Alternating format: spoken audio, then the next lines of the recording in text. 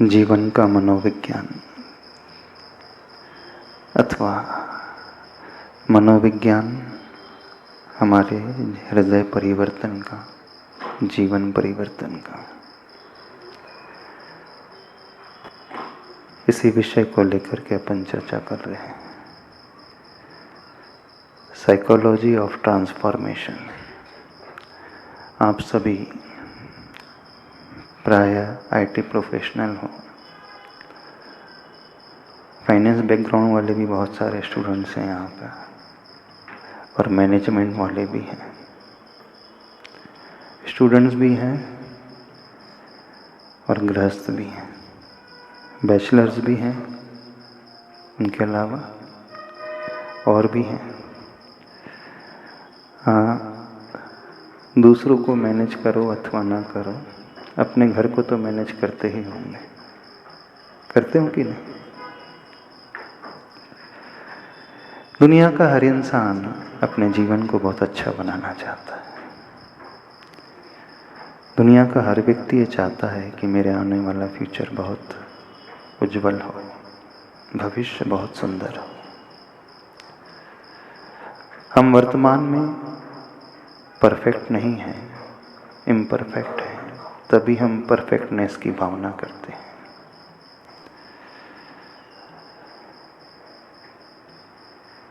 और सोचना भी चाहिए।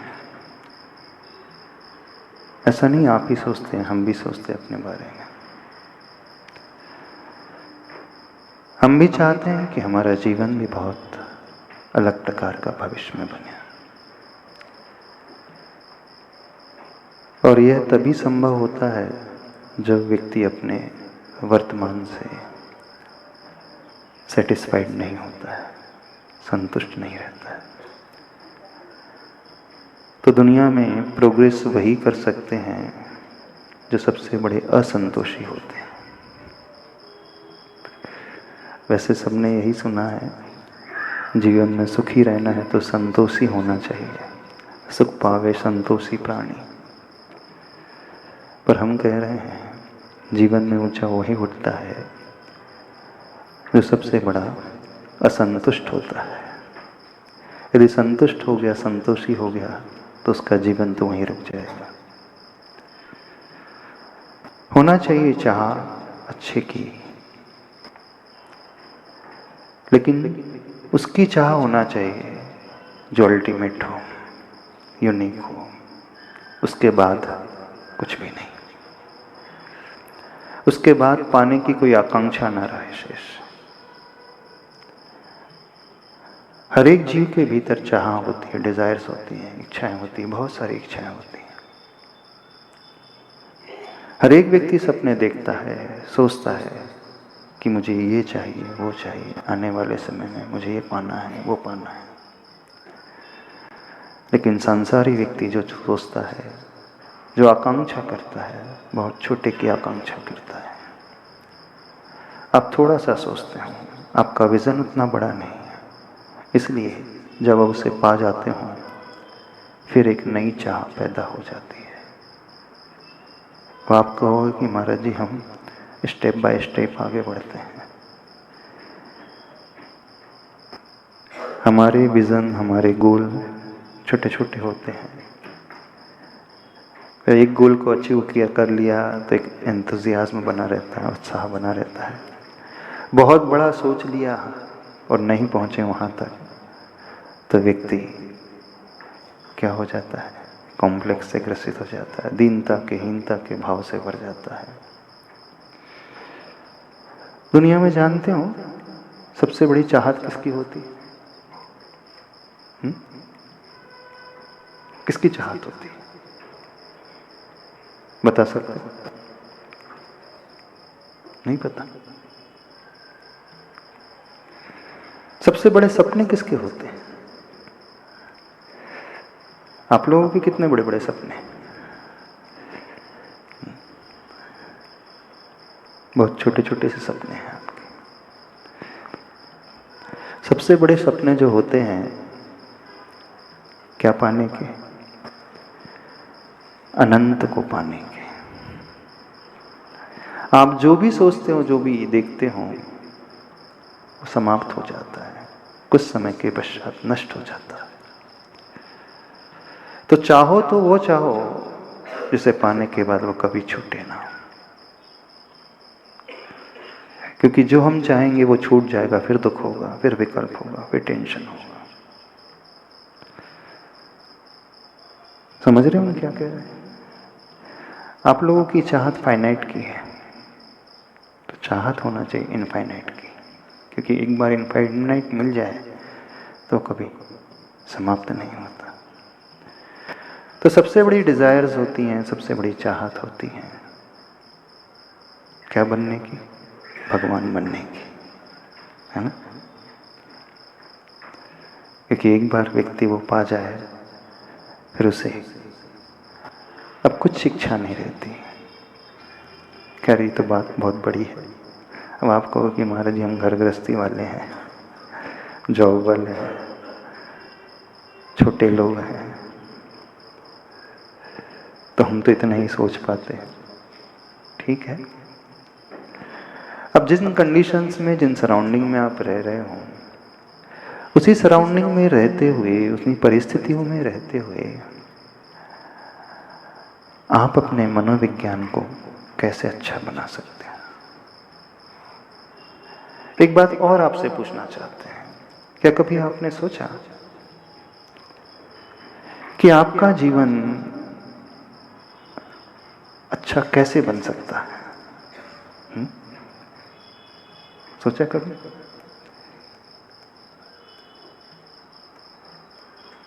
आप सोचते तो हो कैसे अच्छा बनेगा? कल कुछ लोगों ने कहा था हेल्थ अच्छी रहेगी, वेल्थ रहेगी, तो जीवन अच्छा रहेगा। तो यदि हम ओवरऑल डेवलपमेंट की बात करें, होलिस्टिक डेवलपमेंट की बात करें, तो क्या होना चाहिए हमारे पास रोड मैप, जिससे हम इन्हीं परिस्थितियों में रहते हुए अपने जीवन को बहुत अच्छा बना सकें? आज उसी बात को आपके सामने रखना चाहते हैं।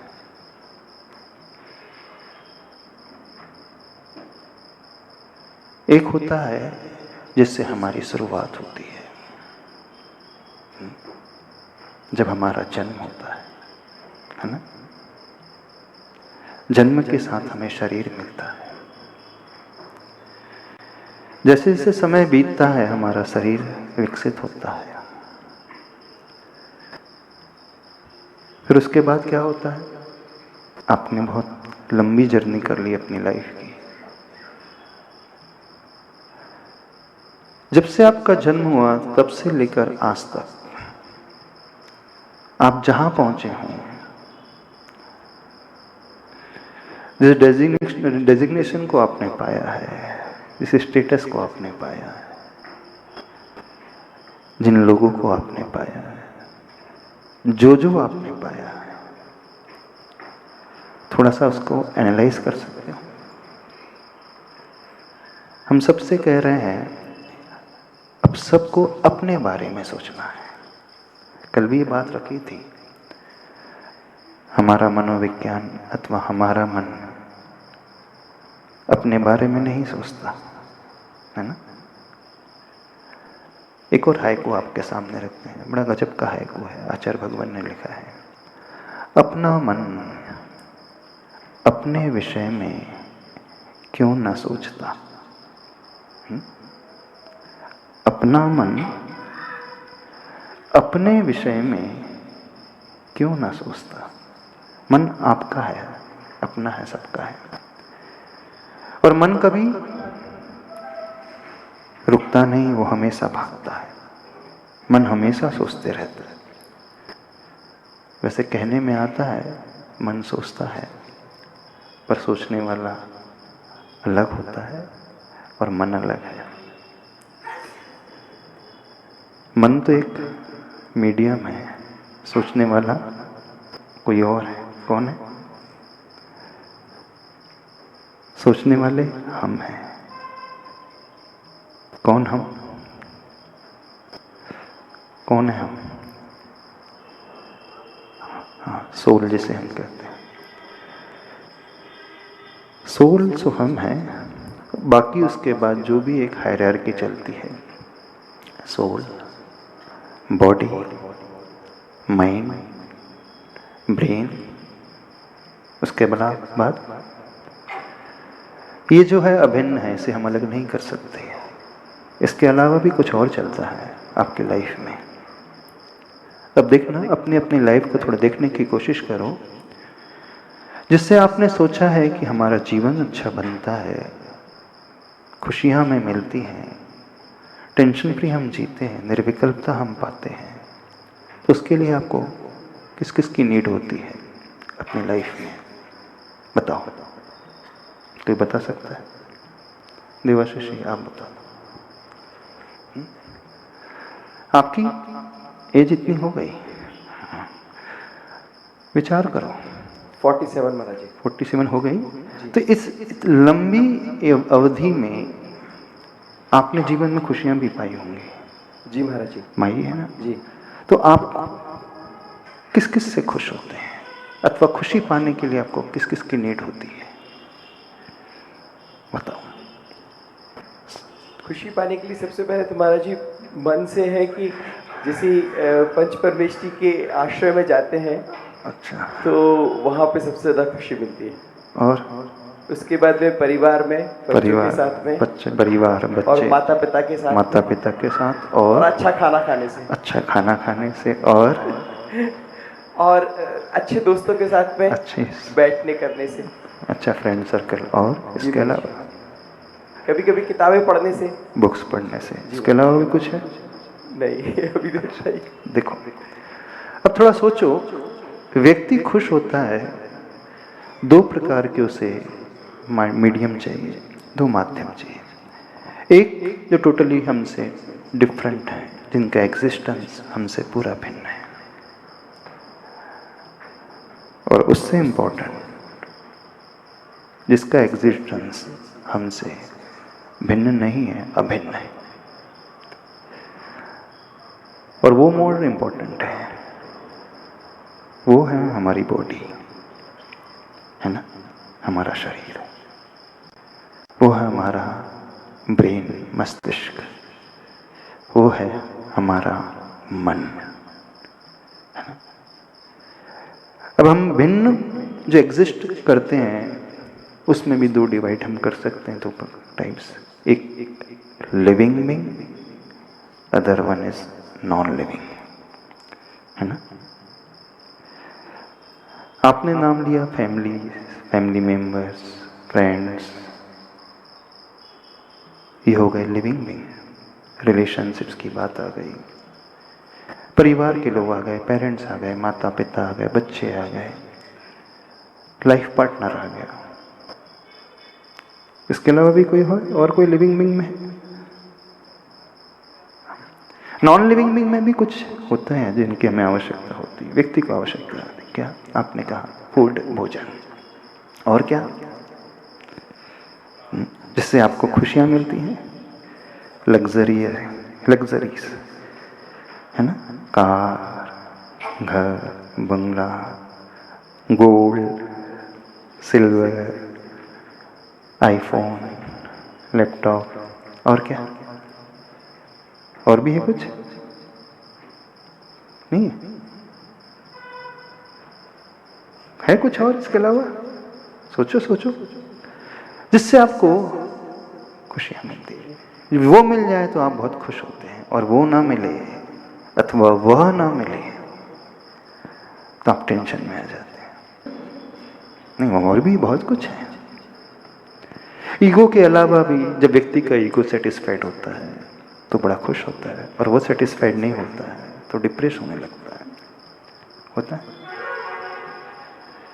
हाँ, वो एकदम टोटली इंटरनल है, किसी को नजर नहीं आता।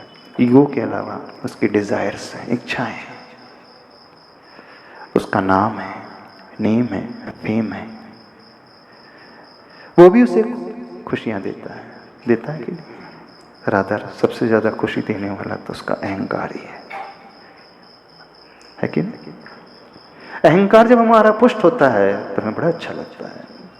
और उसे ठेस पहुंच जाती है, तो देखो व्यक्ति की हालत क्या हो जाती है। इसके अलावा भी कुछ? हाँ, इंपॉर्टेंस। इंपॉर्टेंस मिले तो लगता है हमारा एग्जिस्टेंस है, और कोई आपको इग्नोर कर दे तो और छोड़ दो, यदि आप हमारे पास आओ नमोस्तु करते रहो 5 मिनट तक, और हम देखें ही नहीं, तो क्या होगा? क्या होगा बताओ, सही बताना, क्या विचार है? आप गुरु के पास जा रहे हो और गुरु देख ही नहीं रहे, आशीर्वाद ही नहीं दे रहे। आशीर्वाद देना तो बहुत दूर है, देख भी नहीं रहे, जैसे आप हो अथवा ना हो। हर्ट होता है। अच्छा, गुरु के अलावा आपका कोई फ्रेंड है, आपने उसे कॉल किया और उसने रिस्पॉन्स ही नहीं दिया, तो आपका लाइफ पार्टनर है, आपने दिन भर से बहुत मेहनत की, और मेहनत करने के पश्चात आपने बहुत अच्छी डिशेस बनाई हैं लंच में, है ना? इतनी महिला है, बहुत अच्छा फूड बनाया, और वो आपके हस्बैंड ने खा के चले गए, कुछ कहा ही नहीं। कैसा लगेगा? बताओ कैसा लगेगा? 6 घंटे लगातार लगे रहे और एक शब्द भी नहीं बोला उन्होंने प्रशंसा का। फील होगा? यानी आपकी खुशियां किसी के शब्दों पर भी डिपेंड करती है। अथवा यूं कहें, जब लाइफ में इंपॉर्टेंस मिलता है अथवा एक्सेप्टेंस मिलता है, स्वीकारता मिलती है, तो व्यक्ति खुश होता है। और इग्नोरेंस मिल जाता है तो दुखी होने लगता है, हो जाता है। और ऐसा नहीं, बड़े बड़ों की बात नहीं कर रहे हैं, एक छोटा बच्चा भी होता है ना, उसके साथ भी ऐसे होता है। जानते हो बच्चा रोता क्यों है? सबने बच्चे पाले हैं, आपका बच्चा रोता कब है? जब पेट भरने के बाद भी रोता है, बहुत बार। ऐसा नहीं जब भूखा है तभी रोता है। वो अकेला है घर में और आप बैठे हैं, आप अपने काम में लगे, लैपटॉप में लगे हैं, तो क्या होता है? रोने लगता है। उसे ना पानी चाहिए ना भोजन चाहिए। क्यों? अटेंशन चाहता है वो चाहता है कोई मुझे देखे, मुझे पहचाने, मुझसे बात करे, मुझे समय दे, मुझे इंपॉर्टेंस दे। नहीं, इंपॉर्टेंस की चाहत में वो अथवा अटेंशन को दिलाने के लिए वो रोता है। उसके पास एक ही हथियार है, रोने का।